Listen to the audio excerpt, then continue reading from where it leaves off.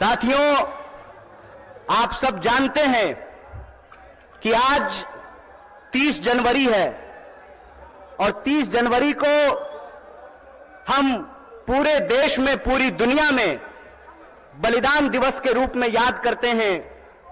हमारे राष्ट्रपिता, हमारे बापू महात्मा गांधी को याद करते हैं और यह संकल्प लेते हैं कि मरते दम तक उनके आदर्शों पर चलेंगे। और उनका आदर्श था सत्य और अहिंसा, न्याय और एकता। और उनकी जो एकता की बात थी, उस एकता की बात के चलते ही जिनके आखिरी क्षण में भी मुंह से हे राम निकला था, उनको एक आतंकवादी कायर नाथूराम ने हत्या करने का काम किया था। यह आज हम सब लोगों को समझना पड़ेगा कि आज हमारे देश में जिस तरीके से नफरत का माहौल पैदा किया गया है, जिस तरीके से इंसान को इंसान से लड़ाया जा रहा है, यही साजिश किसी जमाने में अंग्रेज किया करते थे। अंग्रेज भारत के लोगों को आपस में लड़ाते थे, हिंदू मुसलमान करवाते थे, मंदिर मस्जिद करवाते थे और फूट डाल करके हमारे ऊपर 200 साल तक राज किया था।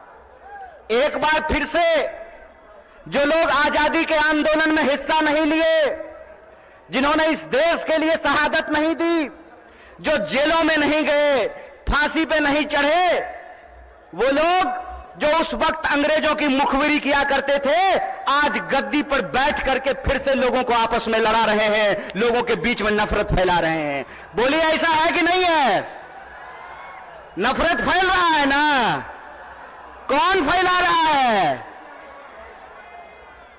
नहीं नहीं नहीं, मोदी अकेले उसमें शामिल नहीं है, उसके साथ वो सब लोग शामिल हैं जो आज समाज को बांटने का काम करते हैं, समाज को आपस में लड़ाने का काम करते हैं। वो सब लोग इसमें शामिल हैं।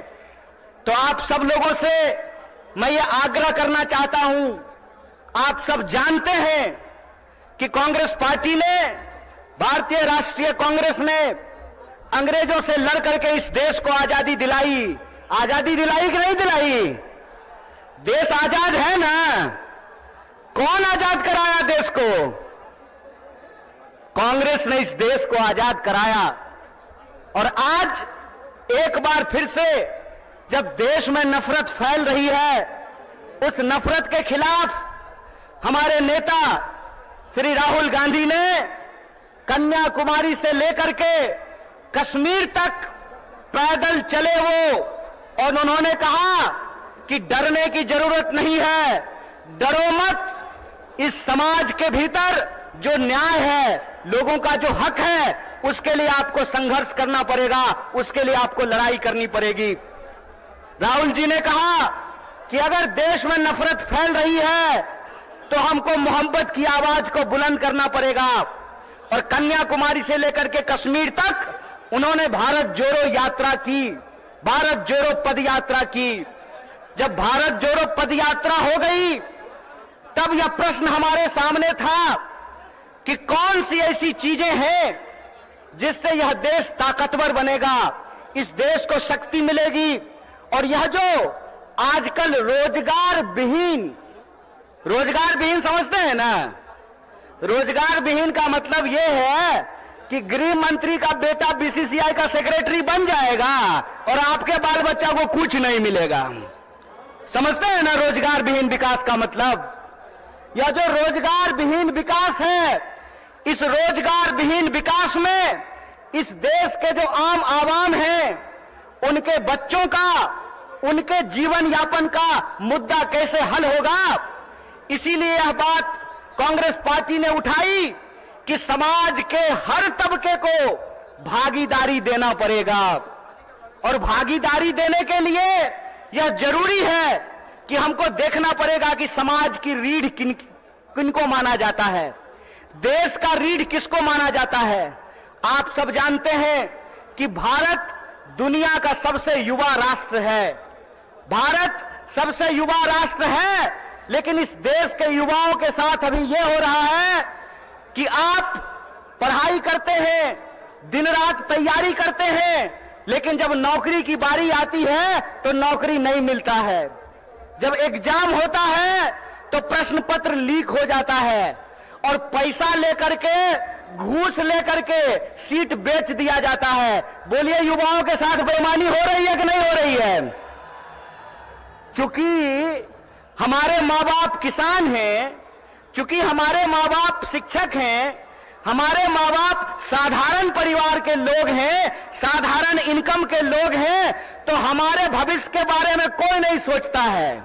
बताइए, नेता का बेटा नेता बनेगा, मंत्री का बेटा मंत्री बनेगा, डीएम साहब का बेटा डीएम बनेगा, डॉक्टर साहब का बेटा डॉक्टर बनेगा, लेकिन किसान का बच्चा किसान नहीं बनना चाहता है। बोलिए, किसान का बच्चा किसान बनना चाहता है? क्यों नहीं बनना चाहता है?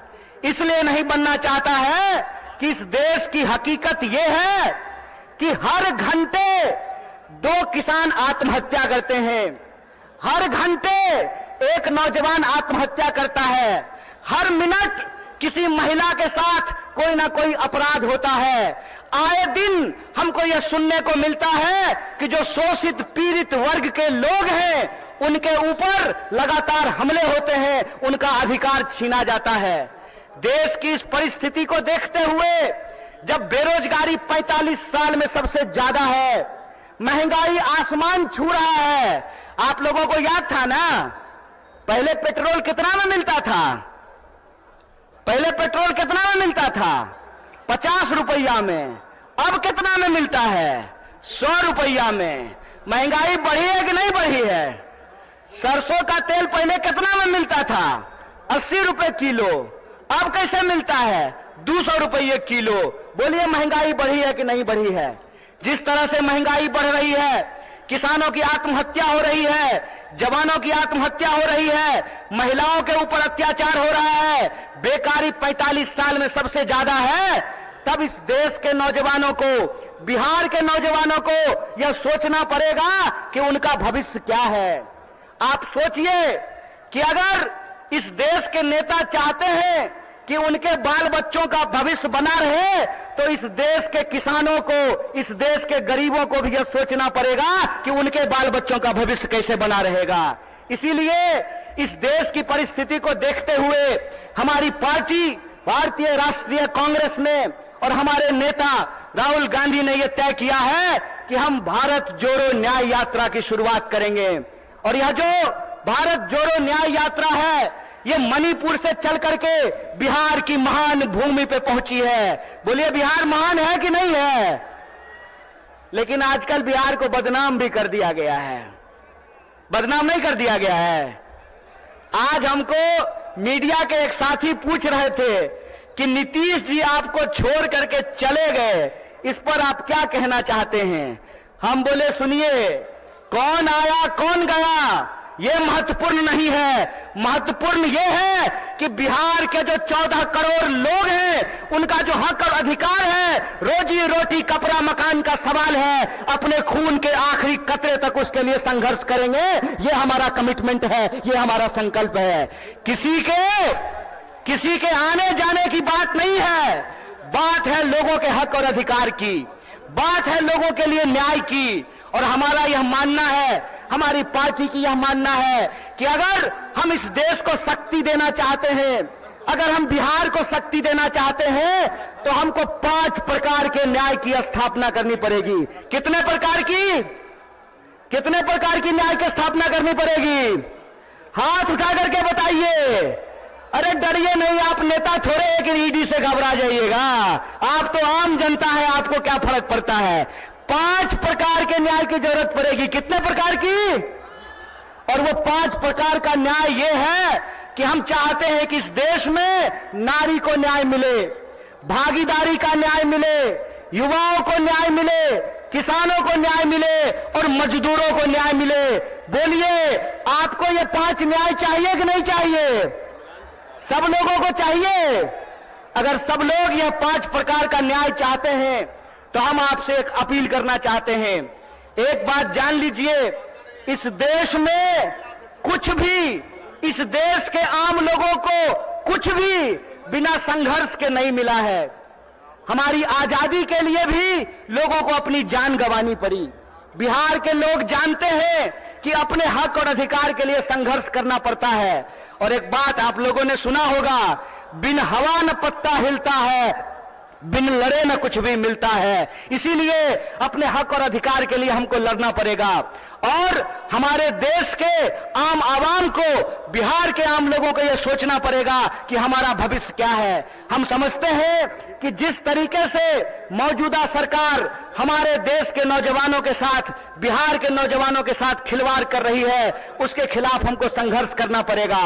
आप सब सोच करके बताइए, अग्निवीर लाई सरकार और अग्निवीर में सरकार ने कहा कि 4 साल के लिए नौकरी देंगे। क्या सिपाही जी, 4 साल के लिए आपको नौकरी मिलेगा, लीजिएगा 4 साल का नौकरी। और यहां मंच पे बहुत सारे एमएलए साहब बैठे हुए हैं, बहुत सारे एमपी साहब बैठे हुए हैं। प्रधानमंत्री बनेगा 5 साल के लिए और सेना का जवान बनेगा 4 साल के लिए। बोलिए बेईमानी है कि नहीं है? ये अगर बेईमानी है तो बेईमान को बेईमान कहना चाहिए कि नहीं कहना चाहिए? चोर को चोर कहना चाहिए कि नहीं कहना चाहिए? ये चोर और बेईमान मिलकर के इस देश के साथ लुटखोरी कर रहे हैं। इसीलिए हम आप तमाम नौजवानों से यह अपील करना चाहते हैं कि एक तो हमको नौकरी नहीं देते हैं, दूसरा हमको शिक्षा नहीं देते हैं, तीसरा किसानों को उनके फसल का दाम नहीं देते हैं, चौथा मजदूरों को न्यूनतम मजदूरी नहीं देते हैं, और पांचवा इस देश की जो आधी आबादी है उसको समान जीने का अधिकार नहीं देते हैं। मैं पूछना चाहता हूं, डॉक्टर बाबा साहब भीमराव अंबेडकर ने संविधान बनाया, कांग्रेस पार्टी ने संविधान बनाया, और उस संविधान की ताकत यह है कि डीजीपी का वोट एक होता है ना? क्या बोलिए न सिपाही जी, घबराइए नहीं, डरिए नहीं। डीजीपी का वोट एक होता है ना, और आपका भी वोट एक होता है, मुख्यमंत्री का भी वोट एक होता है, और रिक्शा चलाने वाले का भी वोट एक होता है, जूता सिलने वाले का भी वोट एक होता है। यह जो वोट का अधिकार है, इस वोट के अधिकार का हमको इस्तेमाल करना पड़ेगा।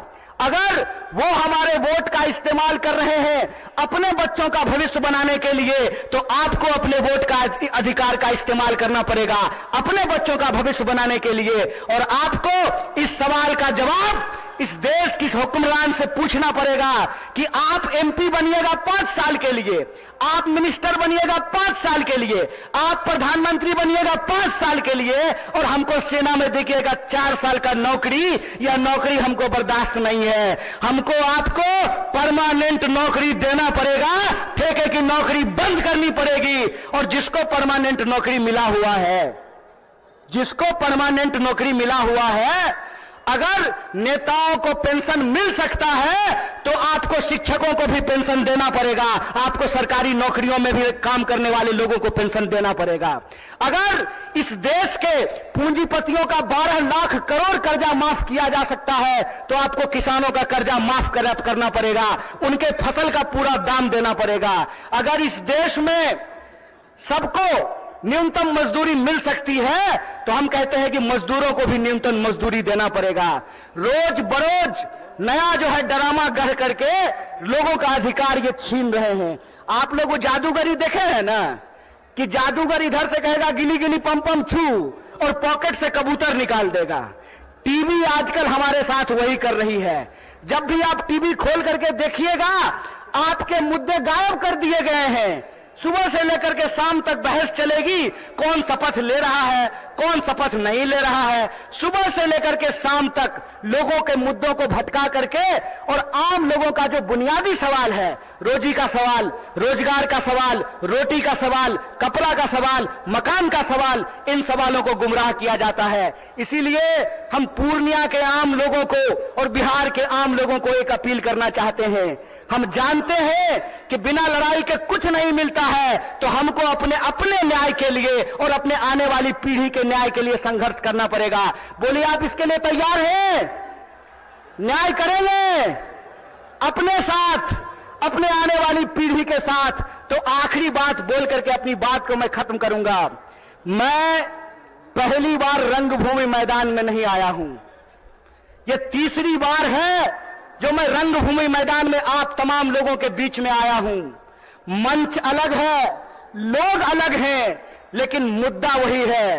और तब भी हमने आपसे वादा किया था कि इस देश की आजादी पे जब जब आंच आएगी, आपका बच्चा जो आपका नमक खाया है, आपके हक और अधिकार के लिए सड़कों पर उतरेगा। इसीलिए आप तमाम बिहार वासियों को, पूर्णिया वासियों को, सीमांचल वासियों को अपील करना चाहता हूं कि आप तमाम लोगों को 5 न्याय के लिए, इस देश की शक्ति देने के लिए आपको संघर्ष करना पड़ेगा।